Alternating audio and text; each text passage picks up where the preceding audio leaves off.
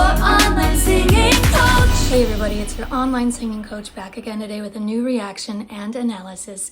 Checking out once again Erik Grönwall. I love the title of this one, House of the Rising Sun, epic dark version. I am ready for that. Let's do it.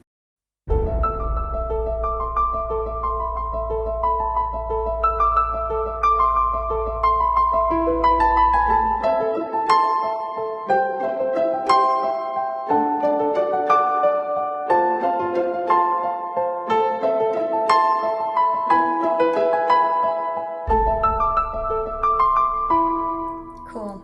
There is a house in New Orleans they call the rising sun, and it's been the ruin of many a poor boy. And God, I know I'm one. That was awesome. I love this intro. It has a bit of that music box sound to the beginning of this, the piano part, the little string pizzicatos up in that higher octave there. Immediately gives it like a delicacy, a fragility, a slight eeriness. We've got that minor key, that high octave, that music box sound to it, reminiscent of past eras, reminiscent of childhood. I'm enjoying that. Erik's vocal is just right on for the sound, for the setup of this song. I'm loving the short phrasing. In some moments, almost more spoken than sung. There's lots of fry happening. Beautiful styling, beautiful vocal styling in the sense that it is creating a feeling, adding to the mystery and the eeriness without any melodrama at all. There is a house in New Orleans Yeah, that's so chopped up. they call the rising sun.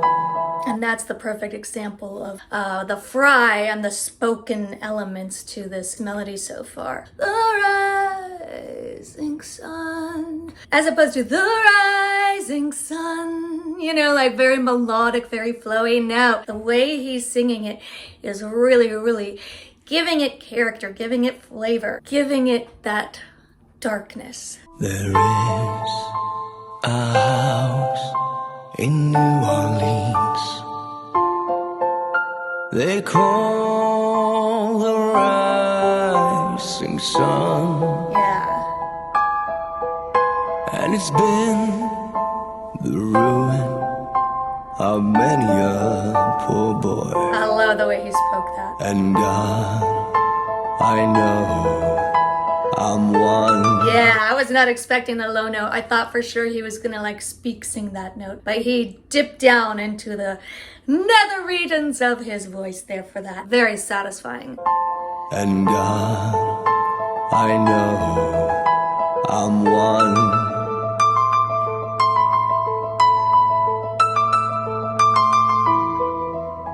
My mother was a tailor. He's doing great with this. She sewed my new blue jeans. My father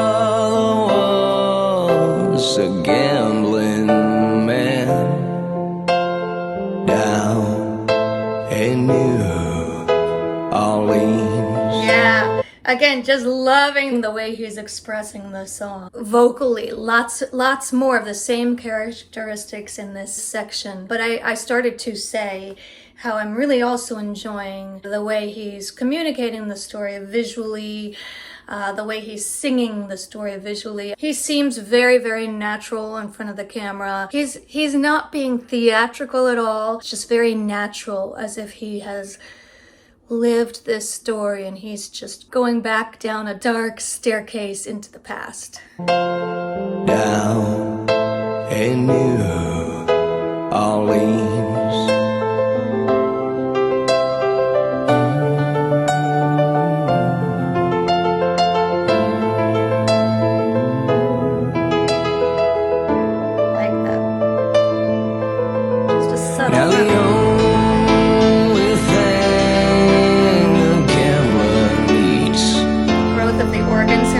There's a suitcase and a trunk. We have some harmonies.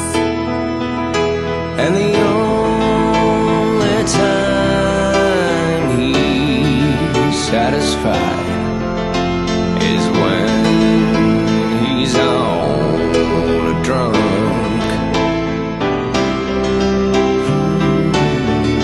Really like the humming.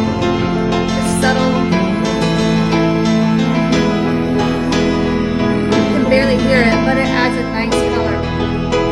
Oh, mother,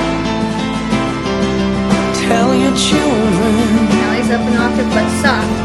not to do what I have done. Spend your lives in sin and misery in the house of the rising sun. Ooh, I can really feel the growth. I'm like, where is this gonna go? We still have a few minutes left. It's already really growing in that intensity. First was the organ coming up higher in the mix, adding those harmonies. Now he's stacking up that vocal. He's up in a higher octave. First two phrases were soft, kind of gently dipping into that new area. And then he started singing out stronger, but he's not wailing yet. We also had that drum pattern starting to grow here as well. You just feel all the growth happening. It's like a tornado starting to come together. Lastly, I just want to add something that I've noticed before and I've mentioned before with Erik. Oh my gosh, you have no idea how big his jaw is until he starts really getting into his big high notes. Then when he opens up, it's like, whoa, he's got a huge mouth, lots of space to be able to deliver these killer big notes. Oh, mother, tell your children Nice. Now he starts to not to do what I have done. Spend your lives in sin and misery in the house of the rising sun. a very comfortable place in Erik's voice.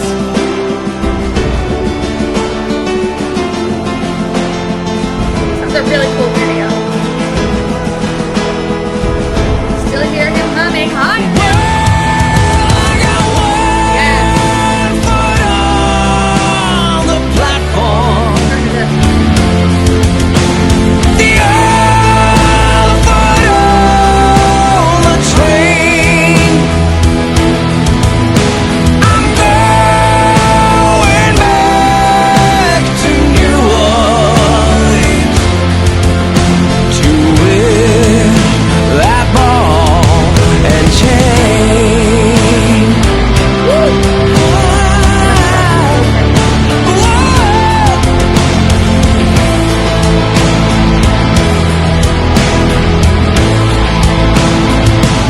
Yes, okay. So again, at this moment, I'm just like, where can it go from here? It got huge. It got huge. What did they add? Oh, that electric guitar and more drums. Erik starting to add more intensity, more volume, more strength to his tone. He's got that great rocker sound. Notice there really isn't much fry anymore in his tone. That's more of a soft sound. Here, it's become more about the grit. And you'll also notice that he's starting to hold these phrases out longer. As mentioned, the intensity has come up. The song is building and growing. And if he continued with the short phrases here, it would take us out of that growth because it's just little bits and spurts. Here, it's just like, it's this wall of sound, wall of energy. That tornado is starting to get bigger here. The last thing to add to this section is you'll notice during each of these instrumental sections, he has added something. Yes, Erik. You know, if you watch my videos, you know this is something I advocate for, particularly in live performances. I mean, there's these long chunks of time in the song where it's just instrumental. He doesn't turn the focus solely to him. He's just kind of being one with the instruments, with his humming. Every instrumental section has had this humming. Here he's starting to ad-lib, taking it away from a sound to a more open sound, more present in the space of this instrumental section. But again, it's still just vibing. It's still just vibing with the instrumental section. It's keeping Erik in the mix, so to speak, but it's not the lyrics here. It's not the cake itself. It's just giving it some frosting.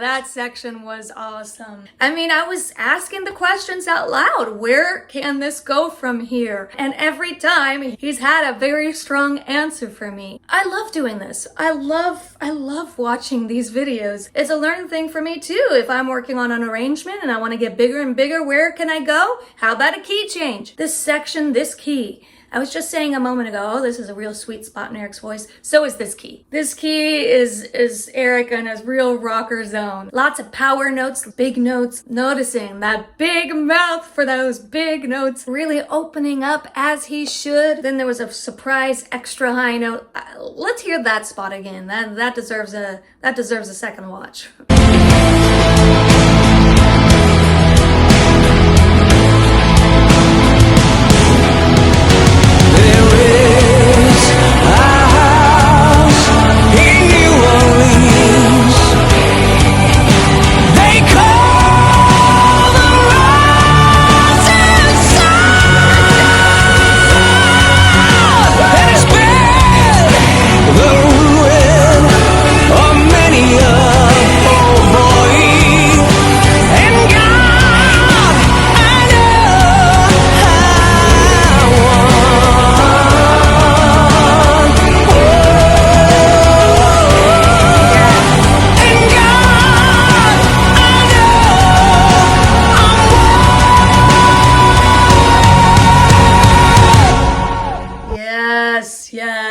I'm gonna go back one more time to that high note for my singers, for my wailers, my shredders in progress. Just want you to notice how he came off the highest note of this section, which was the word sun.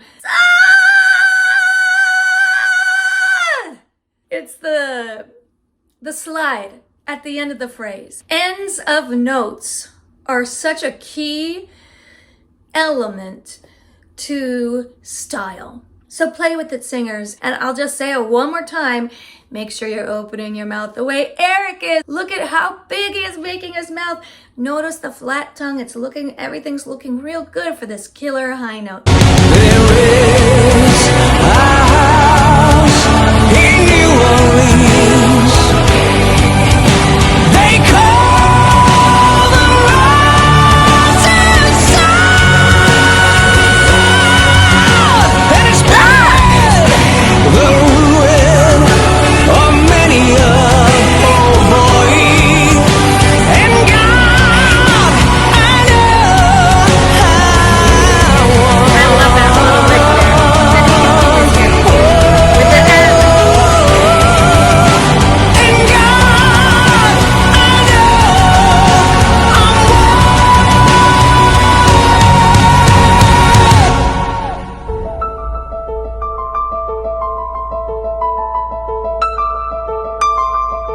Back to the music box. Lightness, eeriness, house in New Orleans. but up an octave. It's nice. They call the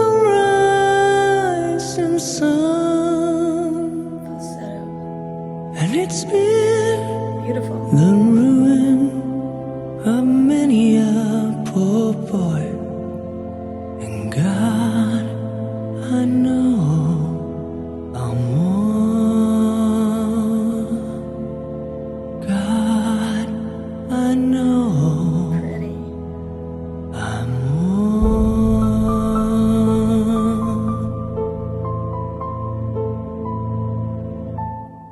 Ooh. Love it. That is classic epic right there too. Big, big, big, big. And then the tail, the ending, soft, eerie, a great bookend. Two great bookends for this big tornado right in the middle. Loved and enjoyed that it wasn't exactly the same as the beginning in that ending. He stayed up an octave. It was a little more sung and less stylized, just to give it some contrast, just to give it a different feeling. I felt like in the beginning when he was in that low octave with all that fry and those short phrases, it was setting up the story. Here it is the end of the story. Here he is saying, yep, I was one of those people. The way I feel it is like this ending singing is like the little boy that was lost along the way. Maybe not little boy, but the boy, the boy who was lost along the way. Whereas at the beginning, in that lower octave, with that different style of singing, he's the hardened, older person who's been through the experience that he's about to tell you about. This one was a lot of fun. Erik really took us on that journey. Both the journey of the song, but the journey with the vocals. So many different ways that he painted this song. I'd love to hear more from Erik, so let me know in the comments which video you suggest for me next. I hope you enjoyed watching this with me. If you did, please be sure to hit subscribe. If you've not seen my other Erik Grönwall videos, you can check them out right here. Come find me on Instagram. Thank you so much again, and I will see you next time.